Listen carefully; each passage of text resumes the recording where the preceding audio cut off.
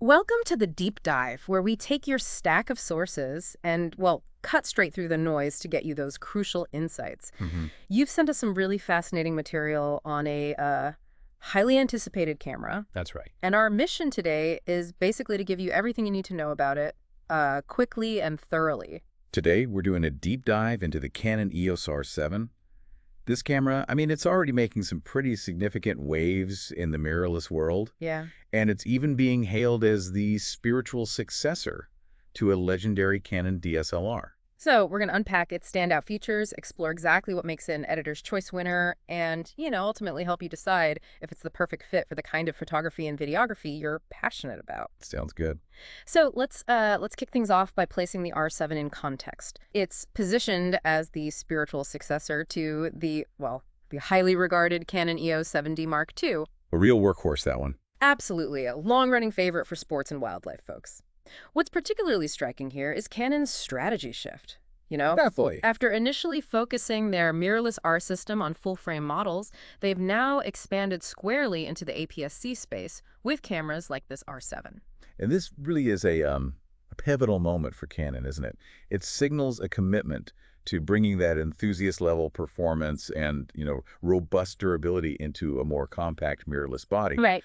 The R7, well, at $1,499 for the body only, it's not exactly entry-level, No. but it's certainly more accessible than something like, say, the higher-end R6. Mm-hmm.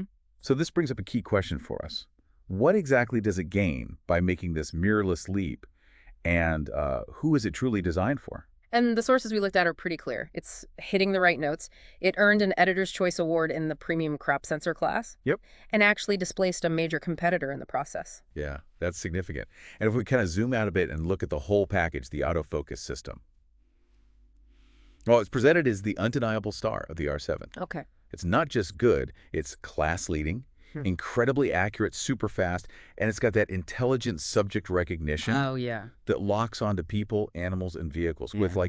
remarkable precision. Okay, this is where it gets really exciting, though, because this incredible autofocus, this acumen, it's actually trickled down directly from the high-end EOS R3. Exactly. The flagship. A camera that costs, way, way more. So for you, the listener, this means just unparalleled focusing prowess, Yeah, letting you capture those fleeting moments that, frankly, other cameras might just miss. precisely. And this is absolutely crucial for wildlife and sports photographers, right? Mm-hmm. People who depend on a camera that can instantly acquire and just relentlessly track fast-moving subjects. Sure. You combine that with its ability to fire off shots at a rapid 15 frames per second using the mechanical shutter, and you've got a genuinely capable action camera in your hands. That speed sounds phenomenal. Yeah. Is there any trade-off with that kind of performance? Any catch? Well, just one key point to be aware of, while the electronic shutter is technically faster, Uh-huh. the reviews did note it's not ideal for freezing action. Ah, okay. Rolling shutter. Typically, yeah, you can get some rolling shutter distortion with really fast movement. So for those perfectly sharp stills of subjects in, like extreme motion, that mechanical shutter at 15 pieces is definitely your go-to. Got it. Okay, so beyond the lightning-fast autofocus, let's talk about the image itself. The R7 boasts a stabilized 32.5 megapixel APS-C CMOS sensor. Yep. Complete with 5-axis in-body image stabilization, or IBIS. And what's fascinating here is how effectively it balances that high resolution with strong performance.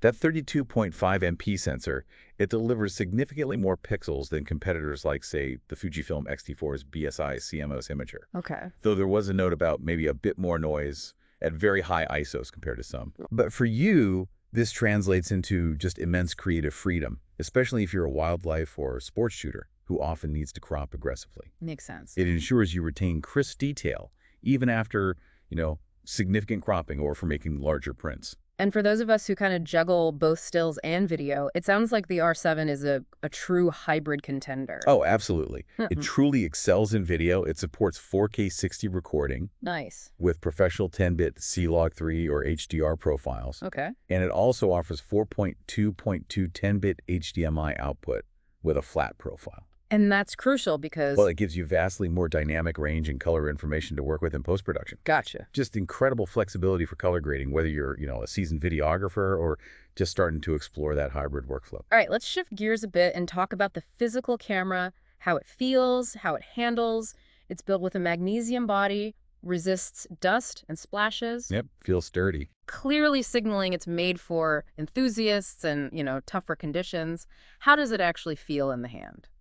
Well, it's an average-size enthusiast camera, really. Measures around 3.6 by 5.2 by 3.6 inches.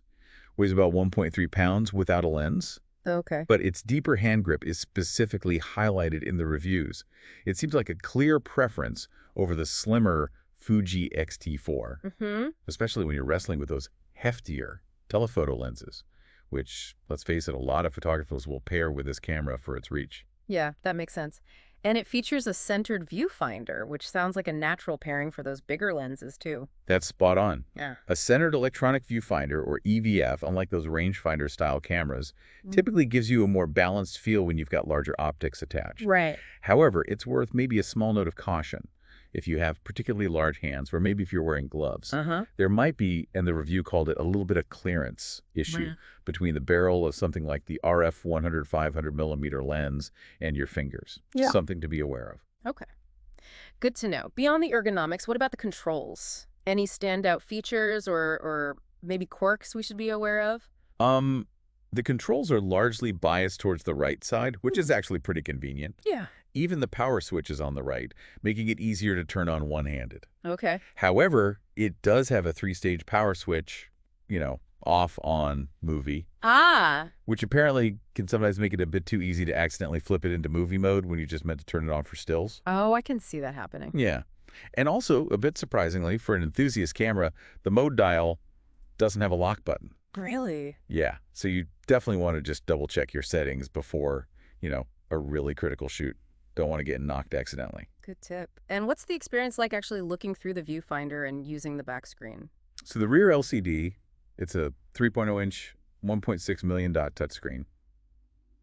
And it fully swings out to the side, a very angled display. Okay, flexible. Super versatile. Yeah. Ideal for vlogging or complicated tripod work or capturing images from, really challenging off-kilter angles. Though it was noted that if you're meticulously shooting architecture or landscapes and you need to keep the camera perfectly level, Right. some users do prefer a simpler tilt-down display for that specific use case. Fair enough. And the EVF? The electronic viewfinder itself is certainly capable, was the word used, but maybe not quite a standout. Okay. Has specs. It's got 2.36 million dots and 0.71x magnification. It might lag behind some competitors, maybe on paper, but the feeling was that in practical actual use, the difference isn't a huge detriment. It gets the job done well. Got it.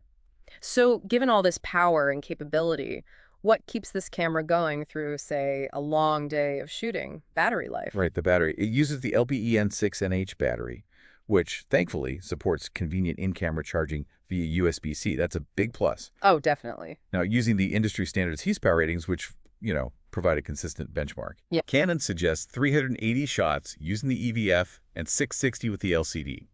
How does that stack up? Well, those numbers are, frankly, a bit below average compared to some competitors. Like the Sony a6600 has this impressive 8/107/20 shot rating. Wow. Big difference. It is. But the review also noted that in actual practice, battery life wasn't a constant worry for just daily photo walks. Okay.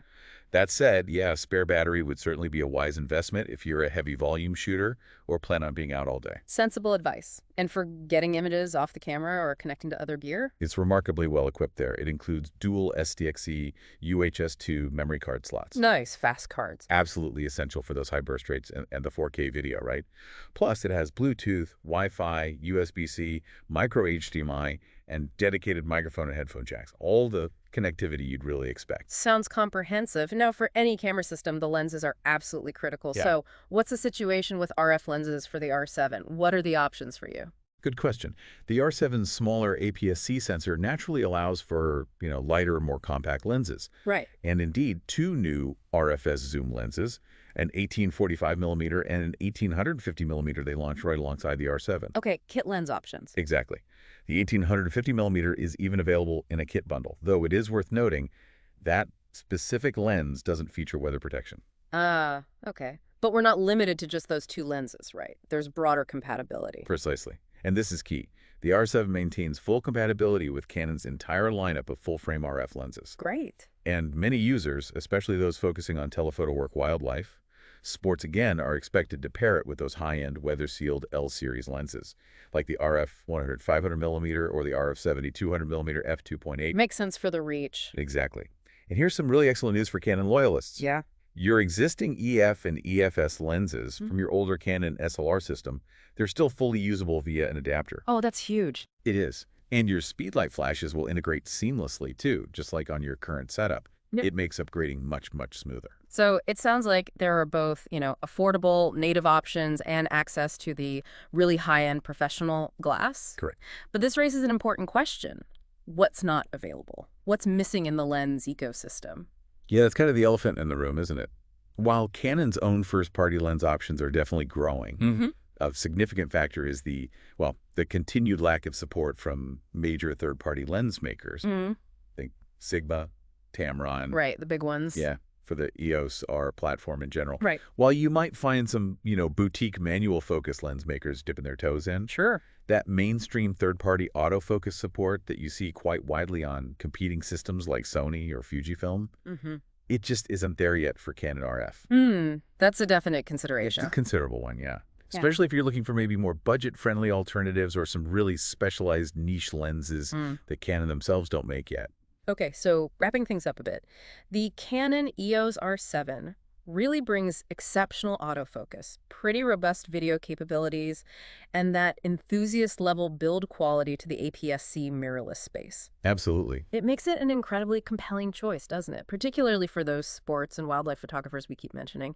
It really does, as the review said, bring the heat to its competitors. Yeah, it certainly shakes things up. And, given the RF7's impressive position, winning that Editor's Choice Award, and its clear strengths in autofocus and video, it makes you wonder, doesn't it? How so? Well, how might the continued evolution of these high-end APS-C mirrorless cameras, especially with their inherent ability to offer more reach with telephoto lenses compared to full-frame models? The crop factor benefit. Exactly. Yeah. How might that fundamentally redefine the future of professional and enthusiast photography in specialized fields like wildlife or action sports? Yeah. Is this the beginning of a real resurgence for the crop sensor powerhouse? That's a fascinating thought to leave our listeners with. We really hope this deep dive has given you a fantastic shortcut to being well-informed about the Canon EOS R7. Hope so. What other technology or complex topics are you curious about? We're always ready for the next deep dive, just for you.